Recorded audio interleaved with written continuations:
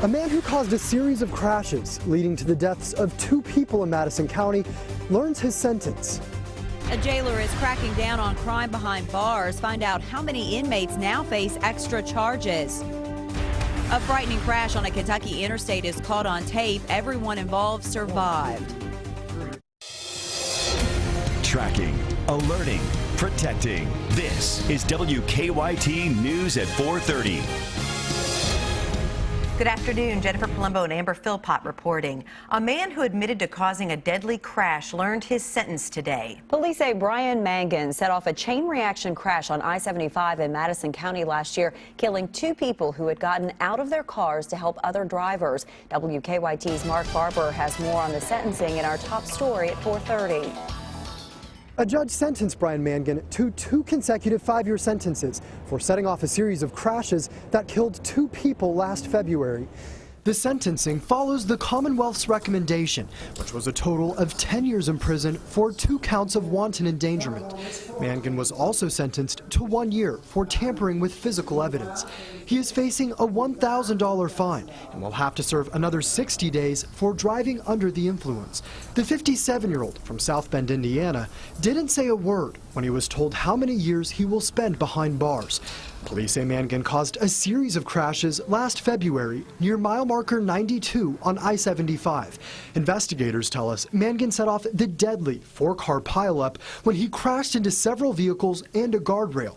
22-year-old Meredith Busher of Richmond and 30-year-old Jeffrey Campbell of Louisville jumped out of their cars to help, but were killed when an SUV slammed into them. Back in December, Mangan admitted in court that he drank a lot of beer before he got behind the wheel that night. The 57-year-old has been in the Madison County Detention Center for a year and will get credit for time served. Mangan will be eligible for parole after he serves 20% of his sentence. In Madison County, Mark Barber, WKYT. One of the victims, Jeffrey Campbell, was married with 2 daughters. The other victim, 22-year-old Meredith Busher, was a UK graduate. Several southern Kentucky jail inmates face more charges for crimes they committed while locked up. The Pulaski County jailer charged 10 inmates for everything from trying to sneak in items to vandalizing the jail's water system. WKYT's Phil Pendleton has the crime crackdown in a story that's new at 4:30. And I'm told that most of the inmates are accused of trying to sneak contraband in. Most of it was drugs, but I'm told that other items far more dangerous in nature were also included. Jail officials believe this was a shank, a weapon made inside the jail. It's just one of many items they say at least 10 inmates are accused of either making or smuggling inside the jail. Some of the items were found hidden in body cavities. The jailer says they found tobacco products, homemade tattoo equipment, and what they're calling an assortment of other devices. One inmate was even charged with damaging the plumbing system. In doing our cell searches, one cell got mad and they flushed an entire uniform down the commode along with a sheet or a blanket from one of the beds, and it stopped up the whole drainage system. And what I was able to show you there was just part of it. They say they confiscated a lot more weapons and drugs that they could not associate with any particular inmates, and no one therefore was charged. In Pulaski County, Phil Pendleton, WKYT. Most of the inmates were charged with promoting contraband. Some face charges of criminal mischief and possession of an illegal drug. A frustrated business owner says thieves have hit his gas station so many times he now can't get insured. Repairs now have to come out of his own pocket. He says he'll have to fork out more cash after someone broke into his Marathon station on Alexandria Drive overnight. Surveillance video shows a man prying the front door open and stealing cigarettes. He says a similar crime recently happened at his gas station on Lane Allen. They tore off the ATM, took probably around $7,000 from the ATM. And they took probably over $10,000 worth of cigarette cartons.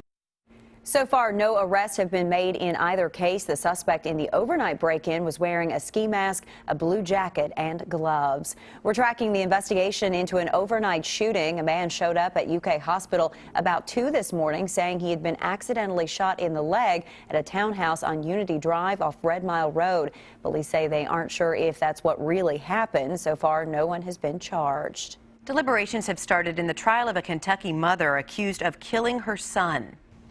Lacey Spears is accused of giving her 5-year-old son salt through a feeding tube in order to make him sick. He died while they were living in New York last year. Prosecutors claim Spears did it to get attention, while the defense blames a medical treatment for the child's death. Spears moved to Scottsville, Kentucky in Allen County shortly after her son died.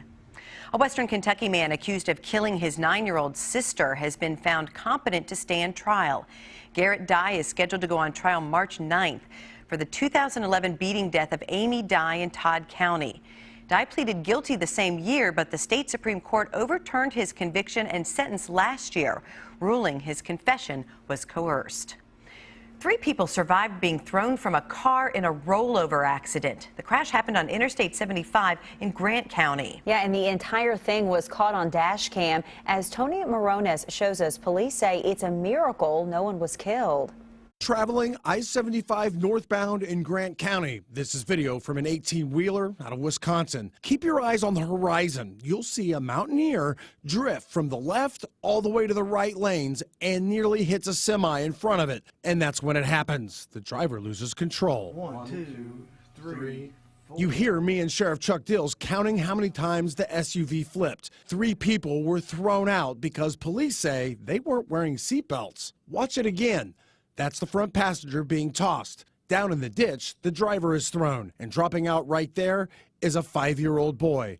The truck lands on top of him, breaking both of his legs. Of course, as a parent and being in this profession, the worst of the worst runs through your mind. Scott Conrad investigated the accident. He was surprised anyone survived. The softness of the ground may have contributed to, softer landings. It was very soft to walk on. From the weather we'd had. Conrad points out that this could have been tragic, and preventing most accidents is simple. Your priority is driving that vehicle. It's not putting on makeup, it's not shaving, it's not reading the paper, it's not reading your book. It's concentrating on the roadway, the other motorists, and arriving at your destination safely. Tony Morones, 9 on your side, Grant County. Wow, that is some incredible video. No charges have been filed against the 23-year-old driver, but the accident is still under investigation. The Kentucky House has passed a bill aimed at helping young cancer patients. It would allow taxpayers to contribute their state income tax refunds to support research. The Senate passed its own version of the same bill. The bill is sponsored by Senator Max Wise, whose young son has battled cancer since he was a baby. Many people who use the popular ride-sharing service Uber know you can rate your driver. But did you know they can also rate their passengers? How it can affect you the next time you need a ride. We'll track the chill through the area tonight, and then as we head into the weekend, we'll start talking about rain chances. We'll take a closer look coming up for you.